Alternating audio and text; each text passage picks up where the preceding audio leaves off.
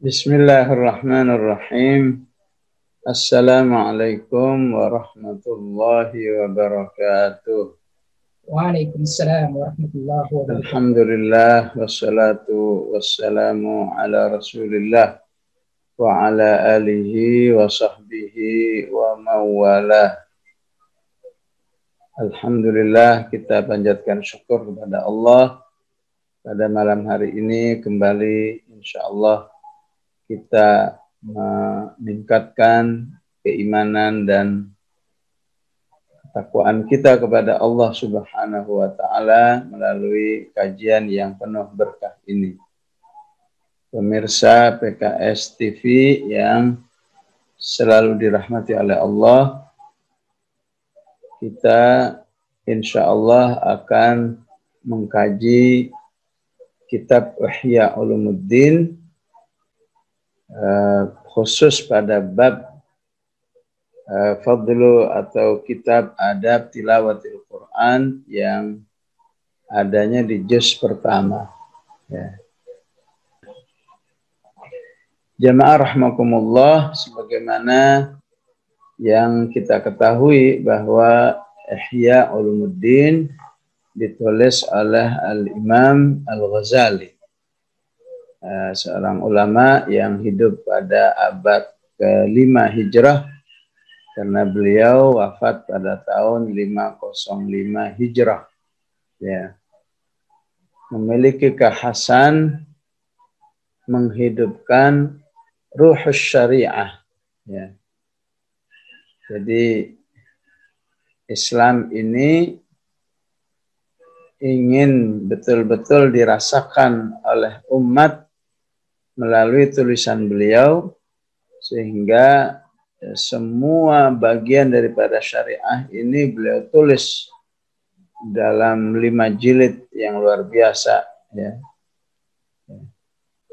Yang intinya bagaimana seluruh ajaran Islam ini, apakah sholatnya, apakah puasanya, apakah hajinya, termasuk dalam hal ini di dalam berinteraksi dengan Al-Quran yang betul-betul memiliki ruh.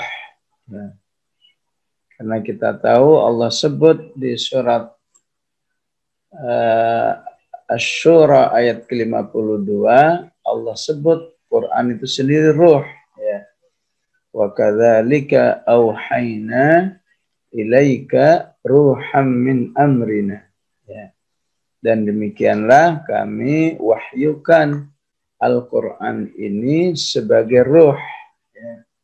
Maka alangkah sayangnya jika kita hanya membaca sebuah lafaz-lafaz, kalimat-kalimat yang tanpa ruh, sehingga yang seharusnya Quran memiliki manfaat yang sangat besar, namun karena kehilangan rohnya atau sedikit rohnya, maka manfaatnya menjadi mengecil. Ini yang tidak boleh terjadi kepada umat Islam, pada kita semua, khusus para pemirsa PKS TV yang malam ini berkenan mengikuti kajian yang berkah ini, insya Allah. Ya. Jamaah rahmakumullah, dalam bab ini Al-Imam Al-Ghazali membagi menjadi 4 bagian. Ya. Ya, semoga kita bisa membahas 4 bagian ini walaupun dalam cuplikan-cuplikan. Ya. Bagian yang pertama, beliau membahas tentang keutamaan Al-Quran di dalam berinteraksinya. Ya. Yang kedua, beliau membahas tentang adab di dalam berinteraksi dengan Al-Quran. Ya. Yang ketiga, beliau membahas tentang menghidupkan ruh Al-Quran itu sendiri, ya, yang beliau istilahkan dengan al-a'malul batinah fi tilawatil Quran. Ya. Nah, kalau terjemahan letterlocknya, ya, amal-amal batin, amal-amal hati yang harus aktif saat membaca Al-Quran. Ya. Dan yang keempat, tentang urgensi memahami Al-Quran, baik dengan tafsirnya maupun tadabburnya. Ya. Insya Allah bagi mereka yang sudah terbiasa mendengarkan kajian-kajian Al-Quran, 4 hal ini sudah kita atau sudah sering kita bahas, ya sudah sering disampaikan baik oleh saya ataupun oleh para asatidz yang lain. Ya. Namun pada malam hari ini memiliki satu kekhasan ketika kita lebih fokus kepada apa yang ditulis oleh Al-Imam Al-Ghazali rahimahullah. Ya. Pertama dalam hal ya, fadail Al-Quran, keutamaan Al-Quran itu sendiri. Ya. Tentu Al-Quran sendiri juga sudah menjelaskan tentang ya, keutamaan yang juga dikuatkan oleh Rasulullah Sallallahu Alaihi Wasallam. Ya.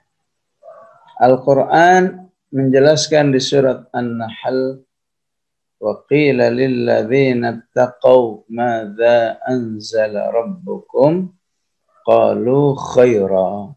Ya. Bahwa jika ditanyakan kepada orang-orang yang bertakwa apa yang diturunkan oleh Allah pada kalian, ya, maka mereka menyebut Al-Quran yang isinya mengandung semua kebaikan dalam kehidupan ini. Ya. Nah, ayat ini dengan kata khaira, mada anzala rabbukum qalu khaira, dikuatkan oleh hadis khairukum man ta'allamal Qur'ana wa 'allamah. Ya. Juga dengan kata khair, ya, khairukum, di mana inilah salah satu hadis keutamaan Al-Qur'an yang memiliki riwayat yang sahih, diriwayatkan oleh Al-Bukhari, rawahul Bukhari.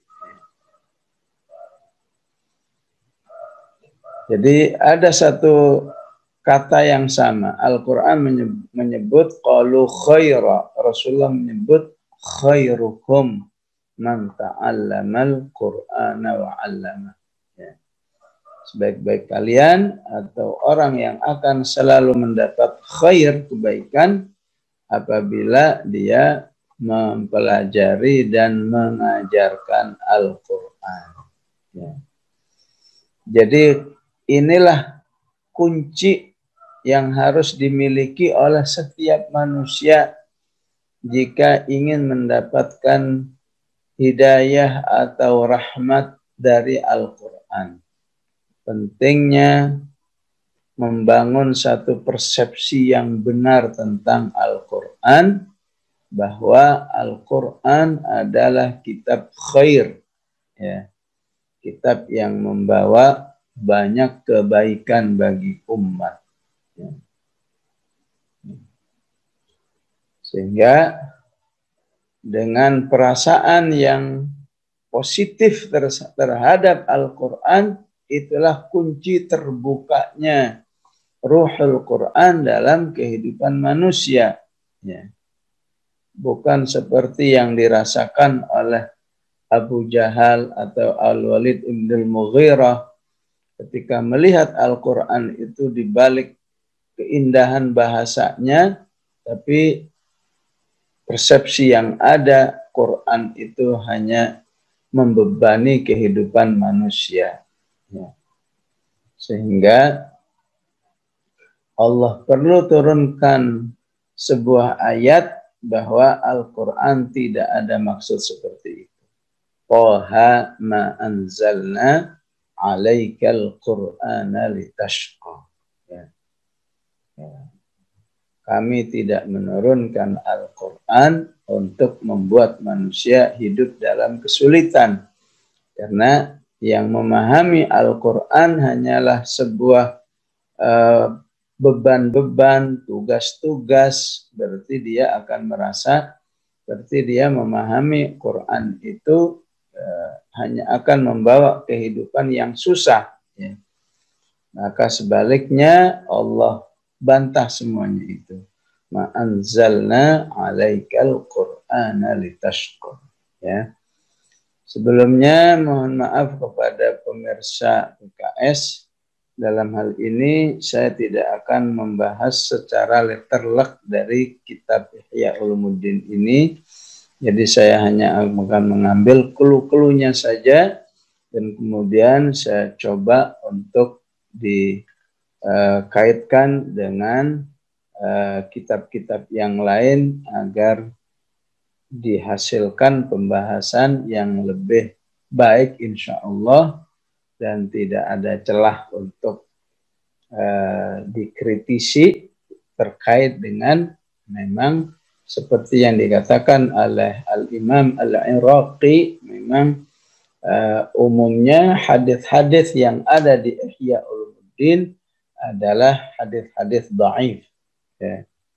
Ya, maka saya mencoba untuk memilih hadis-hadis yang sahih saja. Ya. Jadi terkait dengan keutamaan Al-Quran, ya, maka hadis yang saya bacakan itu merupakan hadis yang sahih. Khairukum man ta'allamal Qur'ana wa 'allamah. Ya. Tentu ini tidak berarti ya menjadi satu catatan atau apalagi cacat untuk Ihya Ulumuddin, karena memang setiap karya tulis memiliki satu keunggulannya masing-masing. Ya. Ya. Mungkin dalam periwayatan hadis memang beliau tidak diunggulkan dalam hal ini, ya. Tapi di dalam menghasilkan bagaimana bisa masuk ke ruhul Quran, ya, itu memang ya bisa disebut jagonya beliau atau kekhasan daripada kitab Ihya Ulumuddin. Sesuai dengan namanya, Ihya itu menghidupkan ilmu-ilmu agama. Bagaimana membaca Al-Quran itu atau berinteraksi dengan Al-Quran secara umum lebih terasa, ya, lebih terasa ruhnya ataupun manfaatnya bagi umat Islam. Ya. Jamaah rahimakumullah, ya. Beliau juga mengingatkan salah satu keutamaan Al-Quran, bahwa innal quluba tasda'u kama yasda'ul hadid. Bahwa sungguhnya ya, hati ini bisa mengalami karatan sebagaimana karatnya besi. Ya. Maka para sahabat bertanya, bagaimana solusinya ya Rasulullah? Maka wama jala'uha, maka Rasulullah sallallahu alaihi wasallam menjelaskan tilawatul Quran. Membaca Al-Quran, ya. Membaca Al-Quran dan mengingat kematian. Jamaah rahimakumullah, ya. Memang hadis ini ya diriwayatkan oleh Al-Imam Al-Baihaqi dengan sanad yang dhaif, ya. Tapi saya tetap mengungkapkan dalam kajian kita malam ini karena secara makna ya, memang betul bahwa tilawatul Quran itu mampu menghidupkan hati. Ya. Allah Subhanahu wa Ta'ala, atau mungkin secara nas memang diriwayatkan dhaif, ya, tapi secara makna ini memang ya, dibenarkan oleh ayat-ayat Al-Quran. Ya. Sebutlah ketika Allah mengatakan afala yatadabbaruna al-Qur'ana am ala qulubin aqfaluha. Tidakkah manusia itu mentadabburi Al-Quran ataukah memang hatinya sudah terkunci? Ini menunjukkan siapa yang suka tadabbur, siapa yang selalu tadabbur di dalam pembacaan Al-Qur'annya, insya Allah hatinya akan lebih hidup. Terutama Al-Quran memang sering membahas topik hati. Sejak awal Quran, topik hati sudah disebut oleh Allah. Khatamallahu ala sam'ihim wa ala absarihim. Khatamallahu ala qulubihim wa ala sam'ihim wa ala absarihim ghishawah walahum adzabun azim. Terjadinya manusia yang dikunci hatinya oleh Allah Subhanahu wa taala ketika manusia itu sudah enggan untuk menerima peringatan-peringatan dari Al-Qur'an. Ketika manusia itu berada dalam posisi sawa'un alaihim a'andzartahum am lam tundirhum la yu'minun. Diajarkan Al-Quran, apalagi nggak diajarkan oleh Al-Quran, tidak mau merubah dirinya, maka itu akan menyebabkan hati yang dikunci oleh Allah Subhanahu wa ta'ala. Begitu juga ketika Allah membahas tentang Bani Israel, kaitannya dengan umat Nabi Musa yang berlambat-lambat di dalam melaksanakan perintah Allah untuk menyembelih sapi, maka Allah katakan hati mereka kemudian menjadi keras. Artinya tidak segera atau berlambat-lambat melaksanakan perintah Allah melalui Rasulnya, itu akan menyebabkan hati menjadi keras. Qasat qulubuhum, thumma qasat qulubuhum min ba'di dzalika fahiya kal hijarati aw ashaddu qaswah. Maka disinilah insya Allah peran berinteraksi dengan Al-Quran, membaca Al-Quran, mendengar Al-Quran, insya Allah bisa melembutkan hati manusia. Dan hati yang lembut itulah yang mudah menerima dan tunduk kepada nasihat-nasihat dari Allah Subhanahu wa ta'ala.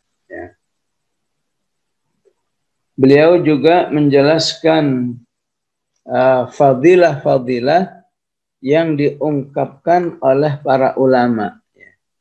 Jadi tidak saja dari Rasulullah Sallallahu Alaihi Wasallam, maka beliau misalnya menjelaskan keutamaan Al-Quran yang diungkapkan oleh tokoh tabi'in, bernama Al-Fudail bin Iyad. Beliau katakan, yambaghi lihamilil Qur'ani alla yakuna lahu ila ahadin hajah wala ilal khulafa'i faman dunahum fayambaghi an takuna hawaijul khalqi ilaihi. Bahwa orang-orang yang betul-betul beriman kepada Allah, baik dalam berinteraksi dengan Al-Quran, maka dia selalu menggantungkan urusan hidupnya hanya kepada Allah Subhanahu wa ta'ala. Artinya terbangun sikap tawakalnya yang utuh kepada Allah Subhanahu wa ta'ala, tidak menggantungkan hidupnya baik kepada umumnya manusia ataupun juga kepada para penguasa, sehingga dia menjadi hamba-hamba Allah yang iffah, yang memiliki kemerdekaan jiwa, tidak bisa terbeli imannya. Ya. Ini penting apa yang dikatakan oleh Al-Imam Al-Fudail bin Iyad ini, karena kita sering ya membaca ayat-ayat Al-Quran, orang-orang yang terfitnah oleh harta ya, demi mendapatkan harta yang sangat sedikit ya, ya. Sebagian manusia berani menukar imannya ya, menggadaikan imannya, mungkin akhlaknya, mungkin prinsip-prinsip Islamnya demi mendapatkan harta, sehingga Allah istilahkan orang-orang yang menukar hidayah dengan kesesatan. Kata menukar diungkapkan oleh Al-Quran dengan kata ishtara. Ishtara artinya membeli. Ya. Misalnya di awal Al-Baqarah, ulaika alladzina ishtarawud dalalata bil huda, ya, demi untuk mendapatkan harta dia rela ya, terjerumus di dalam kesesatan, padahal sebelumnya dia dalam hidayah ya. Dikira dengan harta yang banyak dia akan senang, akan bahagia, semua didapatkan, tapi Allah nafikan semuanya. Itu salah. Fama rabihat tijaratuhum, tidak bakalan beruntung bisnis seperti ini. Bisnis dengan menggadaikan ataupun mengorbankan hidayah Allah dengan mendapatkan harta ya, sebesar apapun harta itu. Sehingga di ayat yang lain Allah katakan, sebanyak apapun harta, jika mengancam manusia itu ke neraka, maka sungguhnya berapapun banyaknya ataupun istilahnya berapapun triliun jumlahnya, maka Allah istilahkan itu tetap jumlah yang kecil. Istilahnya wala tashtaru bi ayati thamanan qalila. Jangan engkau menjual ya ataupun membeli dengan ayat-ayatku ini dengan harta yang sedikit ya. Kata sedikit ya, ini dalam arti nilainya. Nominalnya bisa saja sangat besar ya.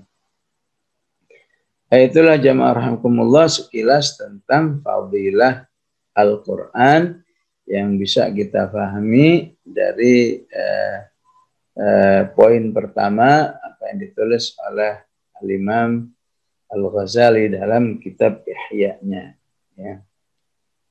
Kemudian dalam hal adabut tilawah ya, sebelumnya beliau menulis tentang ya zammu tilawatil ghafilin ya,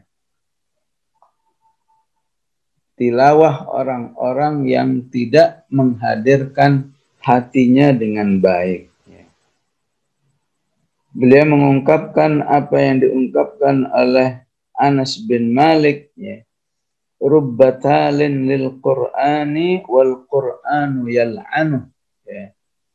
Rubbatalin, berapa banyak orang yang selalu membaca Al-Quran dan Al-Quran melaknatnya ya. Kita minta ampun kepada Allah jika ada suatu kondisi yang mirip seperti ini ya. Tentu perlu kita pahami mengapa ya sudah baca Quran namun masih dilaknat oleh Allah Subhanahu wa ta'ala ya. Ya, kondisi ini sangat mungkin terjadi sehingga para ulama kalau khatam Al-Quran sering berdoa agar terhindar dari kondisi ini ya. Dalam doa khatmul Quran itu ada doa yang berbunyi Allahumma ja'alna mimman yuhallilu halalah ya. Ya Allah, jadikan kami orang-orang yang selalu konsisten dengan apa yang sudah ditetapkan kehalalannya oleh Al-Quran. wa yuharrimu haramah, dan jadikan kami juga konsisten dengan apa yang sudah ditetapkan keharamannya oleh Al-Quran.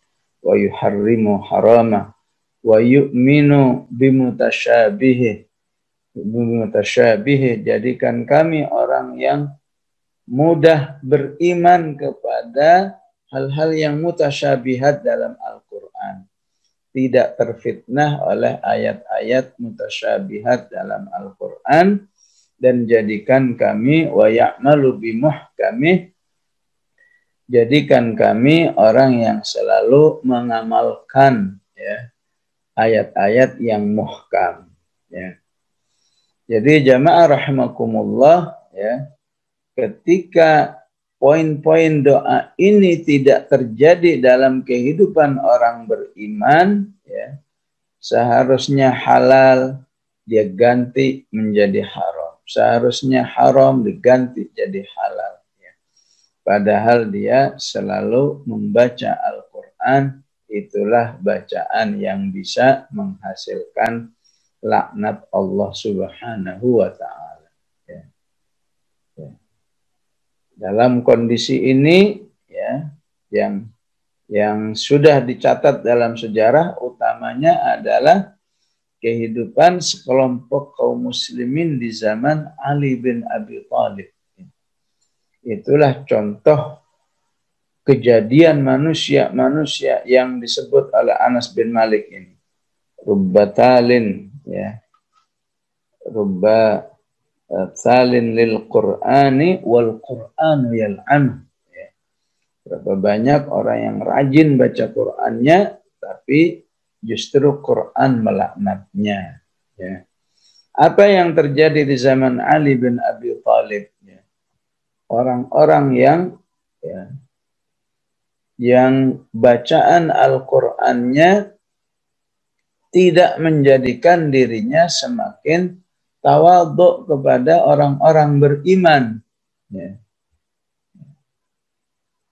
Justru dia ingin memisahkan dari umat Islam yang ada. Bikin kelompok sendiri, geng tersendiri. Ya.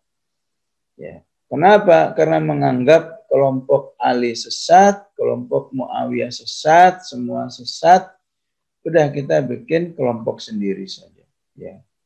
Dan begitu pede dengan pemahaman-pemahamannya, sehingga sejarah menyebutnya kelompok Khawarij.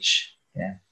Orang yang keluar dari yang disebut di zaman itu Jama'atul Muslimin, umat Islam secara umum, dia bikin sendiri, dan semua yang tidak bergabung dengan kelompoknya dianggap sesat, bahkan dianggap halal darahnya, yang puncaknya Ali bin Abi Thalib sendiri akhirnya mereka bunuh melalui eksekutor mereka yang bernama Abdurrahman bin Muljim.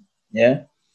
Dengan bangganya dia membunuh orang beriman yang notabene dia adalah sahabat yang terbaik di zamannya, dijamin masuk surga.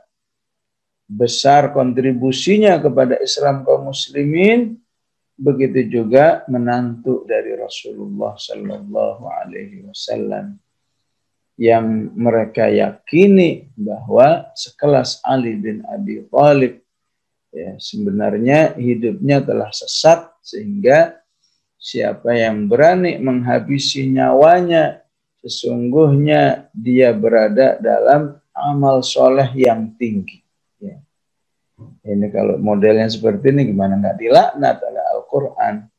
Bahkan saat dia berhasil membunuh Ali bin Abi Thalib, dia sempat, istilah kita, mendalili, ya. Dia membacakan sebuah dalil kepada Ali bin Abi Thalib bahwa yang saya lakukan ini benar. Ya. Dia bacakan sebuah ayat di surat Al-Baqarah, wa minan nasi man yashri nafsahu ba'tigha'a mardatillah wallahu ra'ufun bil ibad. Ya. Bahwa yang saya lakukan ini sebuah pengorbanan di jalan Allah Subhanahu wa taala. Ya. Ya, begitulah ya orang yang diistilahkan oleh Al-Qur'an di surat Al-Kahfi, qul hal nunabbi'ukum bil akhsarina a'mala alladzina dhalla sa'yuhum fil hayatid dunya wa hum yahsabuna annahum yuhsinuna sun'a. Orang yang paling rugi adalah orang yang berada dalam kesesatan namun dia yakin bahwa dirinya di dalam kebaikan, dirinya di dalam jalan yang baik. Ya. Itulah sekilas tentang dua tema besar yang ditulis oleh Al-Imam Ghazali ya. Ya, tadi dalam Fadl Tilawatil Quran dan di dalam Adab Tilawatil Quran, hendaklah kita berusaha meraih rahmat dari Al-Quran, konsisten dengan apa yang dijelaskan oleh Al-Quran, tidak memahaminya dengan hawa nafsu, ya, namun memahaminya dengan hati yang bersih agar tidak melenceng dalam pemahamannya seperti yang pernah dilakukan oleh kaum Khawarij di zaman Ali bin Abi Thalib. Ya. Kita mencoba untuk membaca poin yang ketiga yang ditulis oleh Al-Imam Ghazali tentang ya, a'malul batin fit tilawah. Ya. Bagaimana kita melibatkan jiwa kita di dalam berinteraksi dengan Al-Quran. Saya bacakan satu persatu, ini sangat menarik ya. Sedikit bocoran juga bagi pemirsa yang pernah membaca atau menemukan buku saya yang judulnya ya, Tarbiyah Syakhsiyah Islamiyah ya. Poin yang ketiga ini saya tulis dalam bab khusus di buku saya itu, sehingga insya Allah bagi yang sudah sering membaca buku saya, apa yang saya tulis ini tidak terlepas dari mencuplik dari tulisan Al-Imam Al-Ghazali. Ya. Maka beliau katakan, ya, agar jiwa kita terlibat di dalam membaca Al-Quran, ya, maka penting yang pertama manusia harus memahami keaslian Al-Quran. Fahmu aslil kalam. Ya. Ya, saya bacakan dulu ya sehingga nanti bisa dirinci sedikit ya. Yang kedua at-ta'zim. Ya. Perasaan mengagungkan Al-Quran. Ya. Yang ketiga adalah hudurul qalb, menghadirkan hati. Yang keempat tadabbur, tadabbur memahami apa yang tersirat dalam Al-Quran. Yang kelima tafahum, selalu penasaran dengan apa yang dijelaskan oleh Al-Quran. Ya. Kemudian yang keenam takhalli, membersihkan diri dari hal-hal yang menghalangi dalam memahami Al-Quran. Ya. Ketujuh adalah takhsis, melibatkan atau meyakini bahwa yang dimaksud oleh Al-Quran itu dirinya, bukan orang lain. Kemudian ketujuh ta'atsur, berusaha mempengaruhi dirinya, atau kalau bahasa anak sekarang ta'atsur ini baper ya. Kalau baca Al-Quran perasaannya harus terlibat ya. Tsummat taraqqi, kemudian berusaha untuk meningkatkan atau melangitkan dirinya di dalam membaca Al-Quran. kemudian yang terakhir at-tabarri. At-tabarri berusaha melepaskan, ya, atau menjauhkan dirinya dari hal-hal yang negatif yang dijelaskan oleh Allah Subhanahu wa taala. Ya.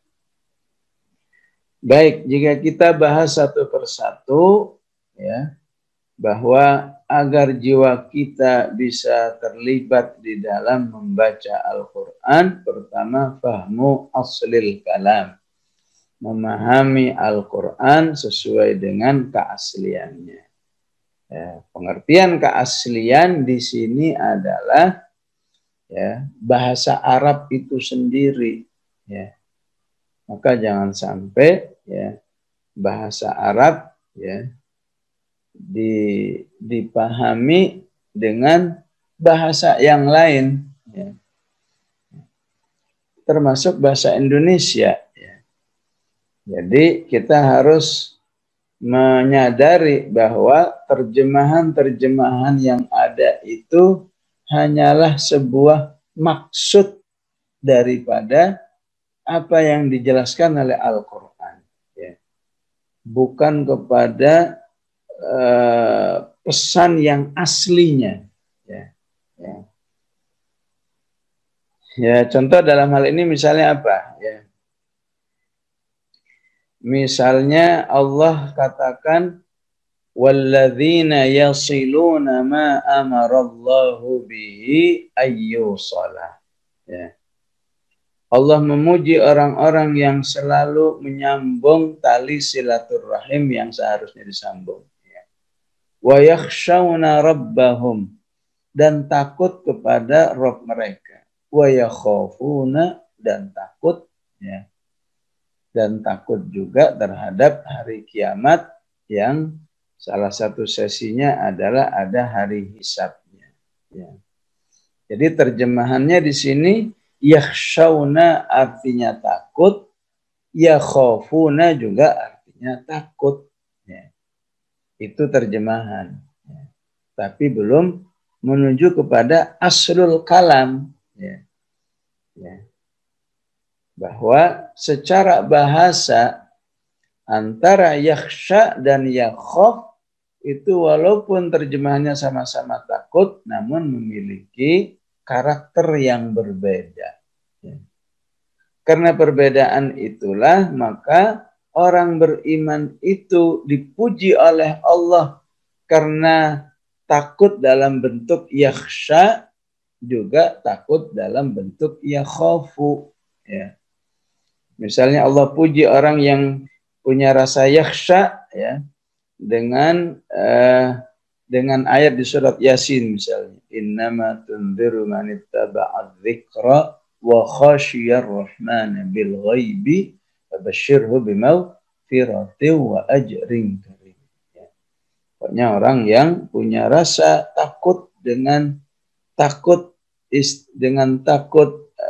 kata khasyiyah, maka Allah beri kabar gembira dengan ampunan Allah dan pahala yang mulia. Di An-Nazi'at juga dipuji orang yang takut dengan kalimat khafa. Wa amma man khafa maqama rabbih wa nahan nafsa 'anil hawa fa innal jannata hiyal ma'wa. Dua kata berbeda, terjemahan sama, memang sama, tapi, ya, aslul kalamnya, makna asli secara bahasa, sesungguhnya orang beriman dituntut untuk memiliki dua rasa takut itu. Di mana yakhsha itu perasaan takut karena kenalnya manusia itu dengan Allah. Ya. Sehingga untuk memiliki rasa yakhsha dibutuhkan proses mengenal Allah yang lebih dalam lagi, lebih dalam lagi, lebih dalam lagi. Sehingga cukup nama Allah itu disebut, manusia itu sudah, ya, bergetar hatinya, bertambah imannya.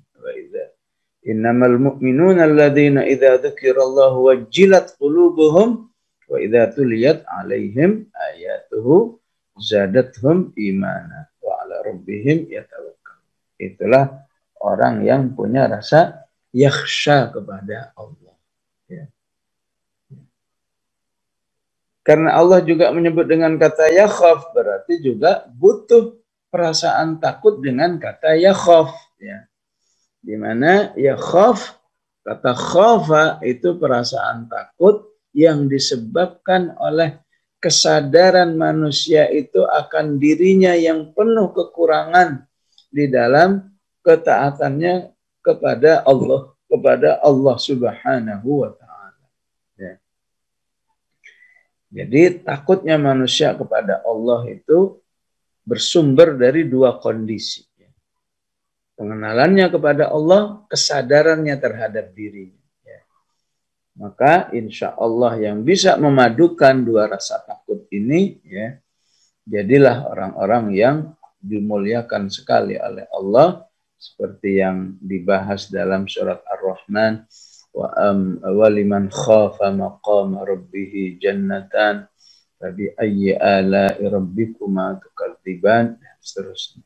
Inilah contoh, ya, sekelumit, ya, pentingnya fahmu aslil kalam. Ya. Ya, sehingga untuk aslul kalam sekaligus di sini mengingatkan poin yang keempat yang dibahas oleh Imam Ghazali, pentingnya tafsir, pentingnya bahasa Arab. Ya. Saat keduanya itu kita belum bisa mengakses sendiri, tafsir belum bisa belajar sendiri, bahasa Arab belum bisa belajar sendiri, maka Masya Allah sebagian saudara-saudara kita kaum muslimin bisa menghadirkan para asatidz yang menguasai masalah ini, fahmu aslil kalam ini, apakah dalam kajian-kajian tafsir yang rutin, kajian-kajian tafsir yang sifatnya temporal, itu sangat bermanfaat untuk menutupi kebutuhan memahami Al-Quran sesuai dengan asli. Ya. Maka jangan sampai belajar bahasa Arabnya enggak, belajar tafsirnya enggak tertarik juga dengan kajian-kajian ke-Al-Quranan, khususnya tafsir, sehingga dirinya jauh dari aslul kalam. Ya. Maka tepat sekali jika beliau memasukkan poin ini di dalam a'malul batin fi tilawatil Quran.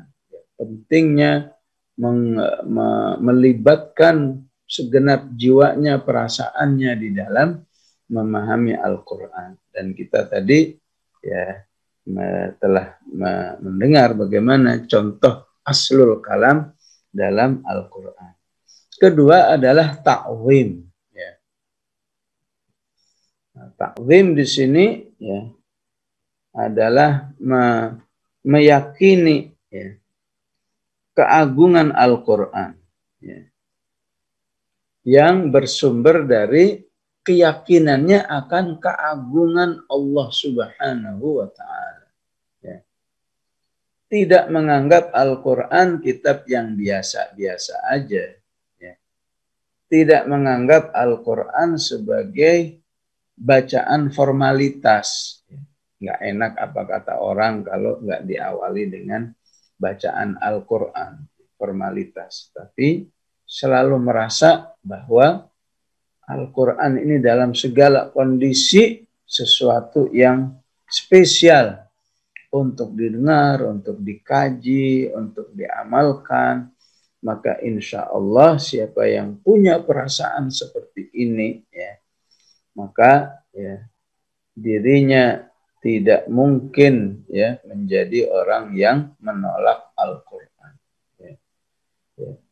Terutama saat-saat antara ya, tuntutan atau desakan hawa nafsu dengan tuntutan Al-Quran menjadi satu. Ya.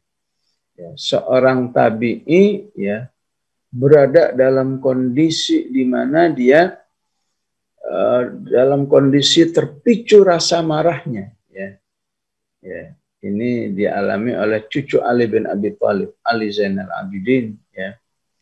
Dia terpicu oleh sebuah kondisi di mana dia harus marah sebagai manusia yang pasti punya naluri marah, ya. Tapi bagaimana ya rasa pengagungannya terhadap Al-Quran, ya. Ketika dia marah ini, dia dibacakan oleh budaknya saat itu sebuah ayat yang menjelaskan bahwa orang bertakwa itu harus mampu menahan marah. Ya lengkapnya ayatnya berbunyi wasari'u ila maghfiratin min rabbikum wa jannatin arduha as-samawati wal ard sampai pada ayat wal kadhiminal ghaidha wal 'afina 'anil nas, ya. Maka bagaimana beliau merasakan keagungan ayat itu, ya. Walaupun yang membacakan itu istilahnya kalau sekarang budak nggak ada, ya. Walaupun yang membacakan itu hanyalah seorang, ya katakan office boy, walaupun yang membacakan itu hanya seorang pengangkut sampah, tapi ketika itu yang dibaca Al-Quran, maka membuat beliau Ali Zainal Abidin itu, ya, tidak kuasa untuk, ya, melanjutkan amarahnya yang luar biasa, ya. Maka dia katakan, ya, baik saya tidak jadi marah, ya. Karena ayatnya mengharuskan memaafkan dan saya maafkan kamu, ya. Itulah contoh ta'zimul Quran, ya. Ini juga penting, ya, ya. Khususnya seringnya pertanyaan yang mengatakan, Ustadz bagaimana mengatasi kalau baca Quran tuh kok bawaannya ngantuk, katanya, ya. Ya. Mungkin kalau ngantuknya karena capek, ya wajar lah, ya. Silahkan istirahat, silahkan mungkin mengemil kecil-kecil, siapa tahu ngantuknya hilang. Tapi kalau ngantuknya tidak ada pemicu yang lain, kondisinya sehat, tidak capek, ya, kondisi normal-normal saja, masih ngantuk, ini khawatir, ya, di dalam dirinya kurang merasakan sebuah keagungan Al-Quran dan keagungan Allah. Dalam dirinya hanyalah baca Quran itu karena adat atau karena sebuah tugas, lupa bahwa kalau dia baca Quran sesungguhnya sedang menghadap Allah Subhanahu wa Ta'ala, ya. Ya. Ibaratnya, ya, ketika seorang lagi ngantuk, ya, tiba-tiba datang orang yang spesial, ya. Apakah mungkin saudaranya atau mungkin orang tuanya datang dari tempat jauh ke rumahnya, ya. Apa iya orang yang ngantuk melanjutkan ngantuknya? Pasti hilang dengan sendirinya. Kenapa? Karena dia ingin menghormati tamu yang spesial ini, ya. Itulah yang dimaksudkan dengan, ya, pentingnya at-ta'zim, ya. Di dalam berinteraksi dengan Al-Quran, menghadirkan perasaan bahwa Quran ini spesial dari yang maha spesial, Allahul Azim, Allah yang maha agung, ya. Nggak apa ya, sedapatnya insya Allah, ya. Kemudian yang ketiga, ya, pentingnya hudurul qalb, ya, menghadirkan hati, ya. Para ulama mengatakan, ya, untuk mengetahui atau kalau kamu ingin tahu bahwa kamu itu hatinya sehat atau tidak, ya, lihatlah dirimu saat baca Al-Quran. Apa saja perasaanmu kalau kamu baca Quran? Ketika baca Quran, ya, baru juga 2 halaman sudah bosan, itu berarti contoh hati yang belum terlalu in dengan Al-Quran. Baca Al-Quran tapi pikirannya melayang kemana-mana, ya, bukan kepada apa yang dibaca, itu contoh hati yang tidak hadir.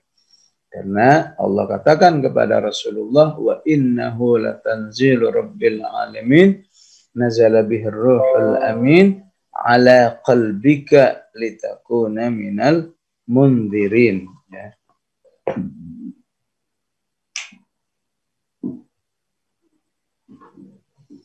Bahwa Al-Quran diturunkan oleh Allah Subhanahu wa Ta'ala ke dalam hati Rasulullah Sallallahu Alaihi Wasallam.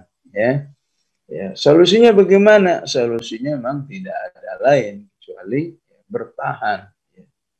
Ya, sebutlah keluhannya kalau sudah baca Quran tuh jadi ingat masalah pekerjaan, ingat tugas yang belum selesai, ingat itu. Ya, berarti juga ini sebuah proses. Ya. Makanya tadi dikatakan dalam hadis Baihaqi, ya, pentingnya membaca Al-Quran untuk bisa melembutkan hati. Ya. Maka hati yang terus dikondisikan, diadaptasikan selalu bersama Al-Quran, insya Allah lama-lama ya, teradaptasi. Kalau sudah baca Quran ya sudah, lupa dengan yang lain. Yang ada adalah hadirnya Allah Subhanahu wa Ta'ala di dalam dirinya, insya Allah. Ya. Kemudian kita sudah berapa? 3 ya. Yang keempat tadabbur. Insya Allah tadabbur sudah sering kita bahas. Intinya ya, mencoba untuk memahami apa yang tersirat dari Al-Quran. Ya. Sebutlah misalnya ya, alam yaj'al kaidahum fi tadlil. Ya. Ini bahasan tentang ya, hancurnya Abrahah. Ya. Kalau dihasilkan tadabbur, maka ini akan memberi keyakinan orang-orang yang berjuang di jalan Allah, betapapun musuh-musuh Allah, musuh-musuh Islam itu punya kekuatan sekuat Abrahah bahkan lebih, maka dia akan menghadapi kebijakan Allah yang akan selalu menggagalkan, menghancurkan kekuatan musuh-musuh Islam itu sendiri. Alam yaj'al kaidahum fi tadlil. Ya. Itulah contoh tadabbur, memahami apa yang tersirat. Ya. Kemudian yang kelima adalah tafahum. Ya. Tafahum itu ya, tidak membiarkan dirinya enggak sadar akan ketidakpahamannya. Ya. Ya, ini terutama tafahum dalam ayat-ayat yang sudah akrab dengan kita. Ya. Ya. Pasti kita hafal surat Al-Ma'un. Ya.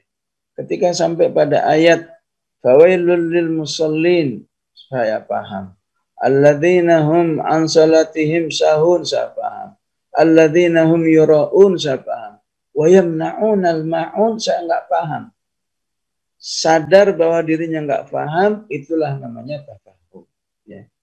Siapa yang menyadari dirinya enggak paham, berarti selangkah lagi paham, insya Allah. Ya.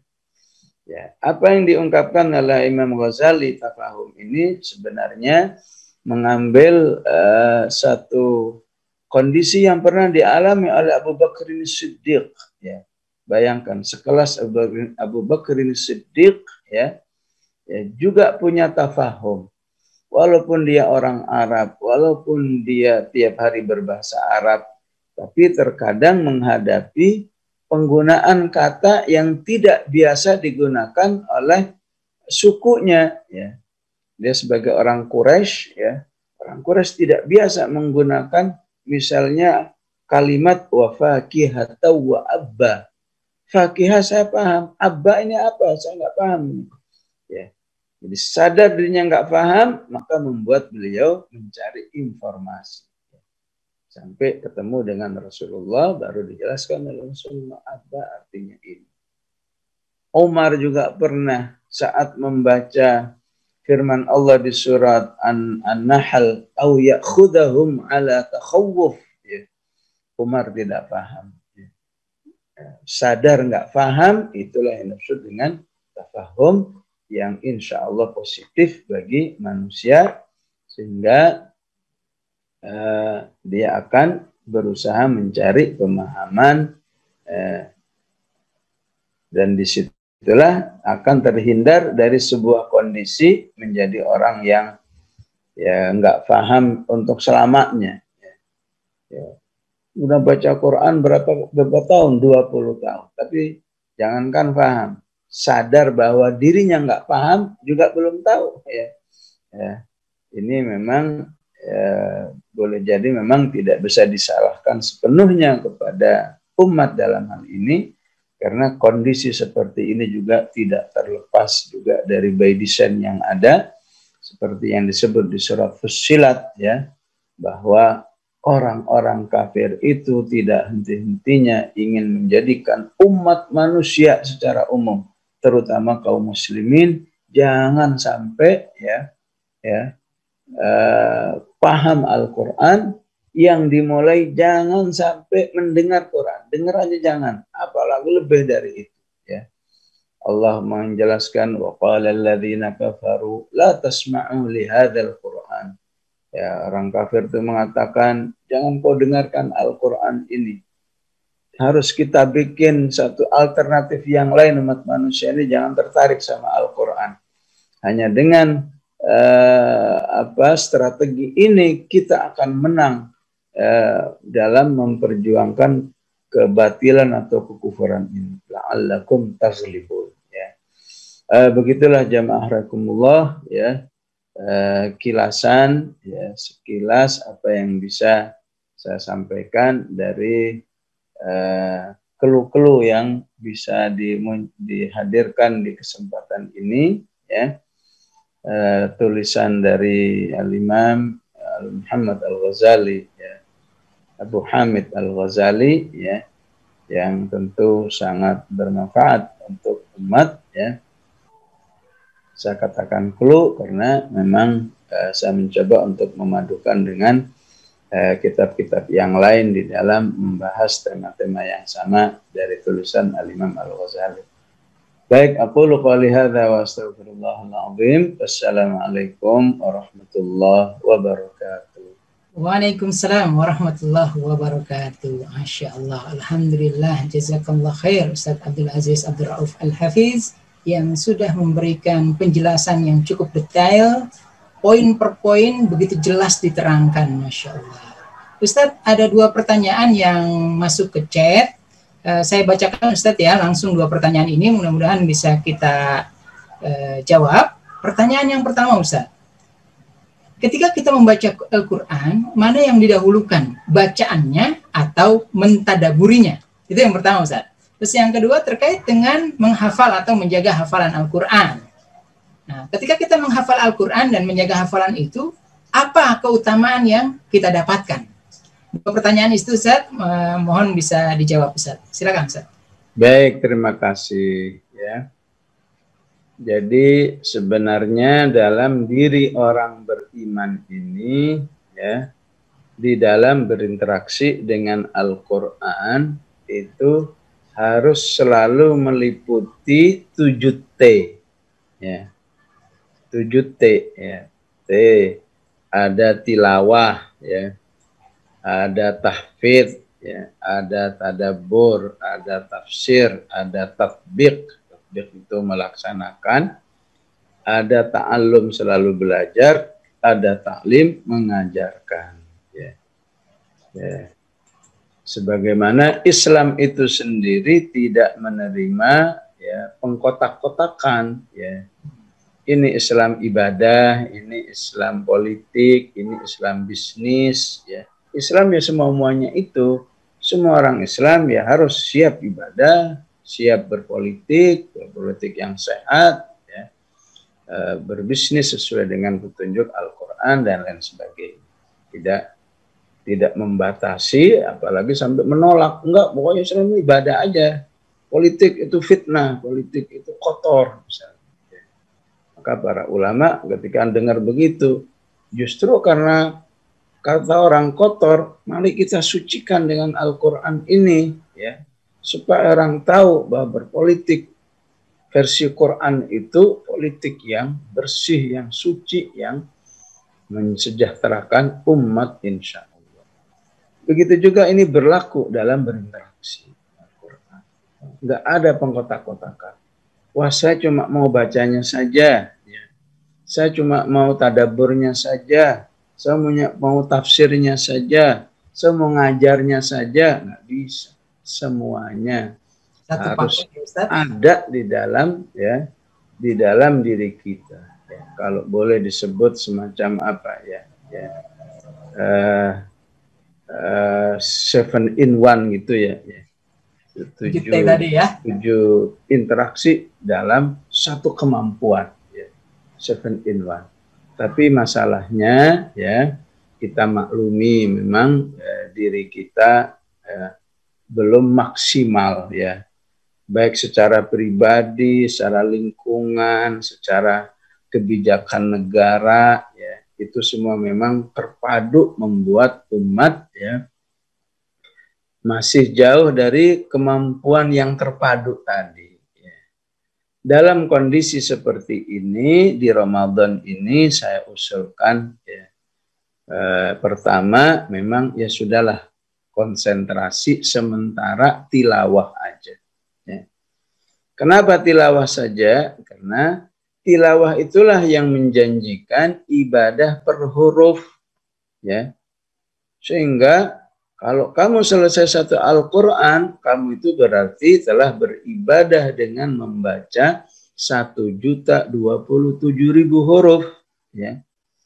Ya. Dan itu dikalikan oleh Allah 10 kali. Satu Quran berarti pahalanya 10.270.000 hasanah, ya. Ya, dalam bentuk uang aja itu banyak itu, ya. Apalagi ya, ya kalau saja PKS TV mengumumkan siapa yang hatam mau dikasih ini 10 juta, ngantri itu ya. Ya, padahal yang namanya pahala hasanah itu bisa beribu-ribu kali lipat daripada uang itu, ya. Ya. Dan itu hanya adanya di tilawah, ya. Tafsir belum tentu menjamin seperti itu, ya. Ya, tafsir mungkin pahalanya lebih global, ya, lebih sebuah aksi. Jika kamu mempelajari ayat ini pahalanya, tapi tilawah itu per huruf. Apalagi kalau hatamnya 2 kali, apalagi 3 kali, berarti bobot ibadahnya itu lebih banyak. Ya. Itulah ya, ya, saya ingatkan juga Imam Ghazali menulis dalam kitabnya ini ya Ulumuddin itu, beliau katakan untuk itulah para sahabat umumnya menghatamkan Al-Quran sepekan sekali. Berkhusus kata beliau, Uthman bin Affan selalu memilih hari Jumat itu hari di mana dia sampai ke juz yang ke-30. Artinya hatamnya. Ya. Ya. Tapi mohon dipahami ini hanya sementara, khusus Ramadan seperti itu. Ya. Jadi tidak usah digubris kalau orang mengatakan gimana sih baca Quran kok ingatnya hatamnya saja. Kan Quran harus ditadabburi, harus dihafal dan lain sebagainya. Terima saja masukan, baik insya Allah, labbaik ya, siap menerima masukan antum dan seterusnya. Ya. Nah, kapan masukan-masukan yang dilaksanakan? Nah, nanti setelah Syawal, selesai Ramadan, silahkan masing-masing dilaksanakan. Sesi membaca tetap dilakukan, sesi tadabbur dilakukan, sesi memahami dilakukan, ya. Sesi tafsir juga dilakukan, ya. Sehingga insya Allah setahun saja ya, seseorang melakukan semua bentuk interaksi itu, maka insya Allah dalam dirinya mulai sedikit demi sedikit terpadu semua kemampuan. Ya. Tidak mustahil kalau 10 tahun seperti itu, ya, maka insya Allah bacaannya itu sudah menunjukkan keterpaduan itu. Ya, sebetulnya orang baca amma yatasaalun 'anin naba'il 'azim alladzi hum fihi mukhtalifun, saat dia baca dia sudah hafal. Di saat sama dia sudah paham, dia sudah tadabbur, dia sudah melaksanakan isinya. Dia juga nggak henti-hentinya mempelajari ayat itu. Dia juga mengajarkan. Alangkah mulianya orang-orang yang bisa memadukan semua bentuk interaksi dengan Al-Quran ini. Ya. Jamaah rahimakumullah, ya, hakikat menghafal itu ya sebenarnya sudah kita dapatkan ketika kita hafal Al-Fatihah. Ya. Ya. Kenapa kita hafal Al-Fatihah? Ya. Karena Al-Fatihah itu kalau saja dihitung-hitung ya, dari sejak kecil sebutlah sampai dia usia 30 tahun, itu Al-Fatihah itu sudah terbaca lebih dari 100.000 kali. Bayangkan kalau yang 100.000 kali itu juga Al-Baqarah. Bayangkan kalau itu juga Ali Imran. Bayangkan kalau itu 114 surat, semua kayak Al-Fatihah semua. Ya. Alangkah mulianya manusia. Ya. Sehingga ketika disyariatkan menghafal itu, biar tidak terlalu jomplang. Ya. Masa Al-Fatihah ratusan ribu kali, coba aja hitung. Ya. 17 kali tiap hari. Itu kalau wajibnya saja. Kalau tambah sunnah, bisa 30 kali. Tambah tadi sebelum acara kita buka baca Al-Fatihah. Berapa puluh acara, beratus acara. Wajar kalau ratusan ribu. Ya. Bagaimana kalau itu berlaku di Al-Baqarah, di Ali Imran, An-Nisa. Alangkah mulianya ketika lidah ini terpakainya mayoritasnya untuk Al-Quran. Ya. Dan hakikat menghafal itu ya nyaris ya tidak terlalu berperan kaitannya dengan kecerdasan. Orang boleh saja cerdas, cepat menghafal, tapi kalau setelah itu dia nggak mau baca lagi, hilang juga. Hakikat menghafal ketika seseorang siap membaca dengan, sebagian ulama mengatakan, ya, minimal 300 kali dari setiap surat. Untuk bisa semirip Al-Fatihah. Ya. Ini kaum muslimin di Tajikistan yang melakukan penelitian seperti itu. 300 sampai 500 kali. Ya. Disitulah letak kemuliaannya. Ya. Dan Allah katakan di surat Fatir ayat 10, ketika manusia itu mulutnya selalu yang keluar ayat-ayat Al-Quran, maka suaranya itu tiap saat naik ke atas langit. Dikenal oleh penduduk langit. Allah katakan, ilaihi yas'adul kalimut thayyibu wal amalus salih. Ya. Ya. Dan itu yang Allah inginkan ketika Allah mengatakan, alam naj'al lahu ainain wa lisanan wa syafatain. Ya. Kamu buat apa aja itu dua lidah dan dua bibirmu itu. Maka alangkah mulianya ketika jawabannya, na'am ya Rabb, lidah dan dua bibir ini ternyata mayoritasnya untuk membaca ayat-ayat. Dan alangkah sedihnya kalau mayoritasnya hanya untuk yang laghu, ya. Untuk obrolan yang nggak bermanfaat, terlebih untuk kemaksiatan kepada Allah. Maka dengan Al-Quran itu otomatis terjaga dari hal-hal yang tidak bermanfaat buat diri manusia. Itu baru satu sisi kemuliaan yang bisa kita dapatkan dari menghafal, dan sungguhnya masih banyak lagi, baik kemuliaan di dunia, kemuliaan di akhirat yang pasti didapatkan oleh orang yang menghafal, yang intinya siapapun yang menghafal pasti akan terjalin hubungan yang lebih spesial dengan Al-Quran. Ya, semua punya hubungan yang spesial dengan apa? Al-Fatihah, Al-Ikhlas, Al-Falaq, An-Nas. Kenapa? Ya, karena semua udah pada hafal. Ya. Menghafal itu mengajak kita, ayo lebih banyak lagi. Ya. Jangan dari tahun ke tahun nggak nambah-nambah, kecuali beberapa surat saja. Ya. Ya, usahakan jadi 10 surat, jadi 20 surat. Ya. Dan tidak mustahil kalau ini dipermanenkan, tidak mustahil setelah 15 tahun, 20 tahun seseorang bisa menyelesaikan 114 surat, dan itu sudah terjadi banyak di lapangan.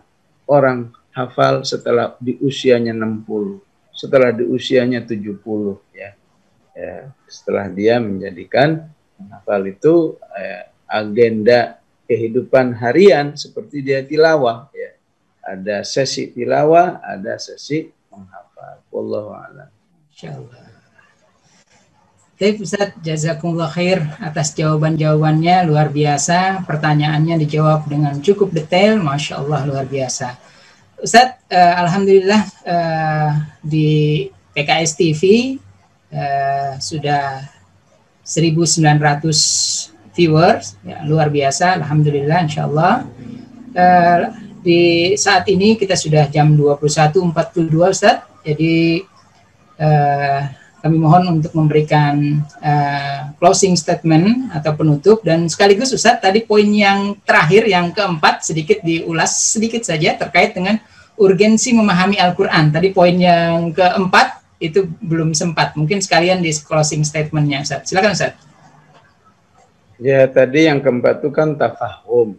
Tafahum itu pentingnya selalu penasaran, ingin paham, ya.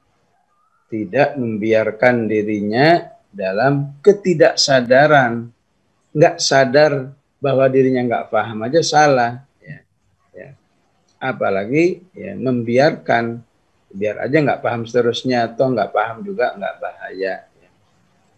Tentu orang yang membiarkan kondisi dirinya terus-menerus ketidakpahaman, padahal Allah jadikan Al-Quran itu memiliki potensi mudah dipahami. Dari mana potensi itu? Dari banyaknya ulangan-ulangan kata atau ayat. Berapa banyak Allah menyebut ya ayyuhalladzina amanu. Sehingga bisa jadi dalam satu ayat kita cuma butuh setengahnya saja. Ya, setengahnya lagi udah ya ayyuhalladzina amanu, insyaallah paham. Ya, berapa banyak kata al-jannah, berapa banyak kata jahannam dan lain sebagainya.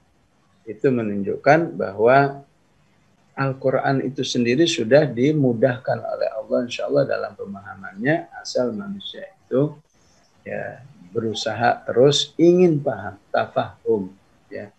Dan Allah mengecam orang yang tidak peduli atas ketidakpahamannya terhadap Al-Quran, ya, dengan kecaman yang sangat memalukan. Allah sebut di surat Al-Jumu'ah seperti keledai, kama thalil himari yahmilu asfara.